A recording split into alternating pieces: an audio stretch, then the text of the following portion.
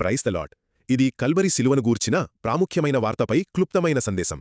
యేసుక్రీస్తు శిలువపై పొందిన ఆ ఘోరమైన శ్రమలు, ఆయన చిందించిన రక్తము, అసలు మానవాళి పాపాలను, శాపాలను ఎలా పూర్తిగా తొలగించాయో, మనకు ఆ సంపూర్ణమైన రక్షణను ఎలా అనుగ్రహించాయో ఈరోజు మనం స్పష్టంగా తెలుసుకుందాం.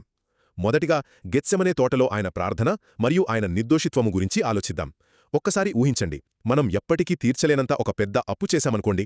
కాని ఏ పాపమూ ఎరుగని మరొక వ్యక్తి వచ్చి తన సొంత ప్రాణాన్ని మూల్యంగా చెల్లించి ఆ అప్పును మొత్తం తీర్చేస్తే ఎలా ఉంటుంది? ఖచ్చితంగా మాటలు చాలవు కదా. సరిగ్గా అదే నిర్దోషి అయిన యేసు మన పాపభారాన్ని మోస్తూ చేశారు. గెత్సెమనేలో ఎంతో వేదనతో ప్రార్థించిన ఆయన తనలో ఎలాంటి పాపమూ లేకపోయినా సరే రోమా ప్రభుత్వ అధికారుల ముందు మనకోసం నిలబడటానికి పూర్తిగా సిద్ధపడ్డారు. ఇక రెండవది, ఆ సిద్ధపాటు నుండి శిలువ శ్రమలవైపు వెళ్తే అక్కడాయన అనుభవించిన తీవ్రమైన శారీరక, ఆత్మీయ వేదన అంతా ఇంతా కాదు.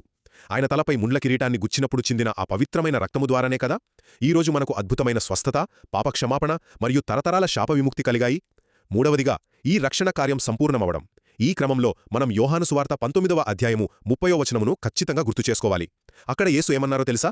సమాప్తమైనది అని స్పష్టంగా చెప్పారు. అంటే మన రక్షణ కోసం ఇంకా మనం చేయడానికి ఏమీ మిగలలేదా అని మీరు అడగొచ్చు. అవునండి, ఆయన శిలువలో ప్రతిదీ పూర్తి చేసేశారు. కేవలం ఆయనపై విశ్వాసముంచడం ద్వారానే మనం ఆ గొప్ప ఉచిత రక్షణను సొంతం చేసుకోగలం.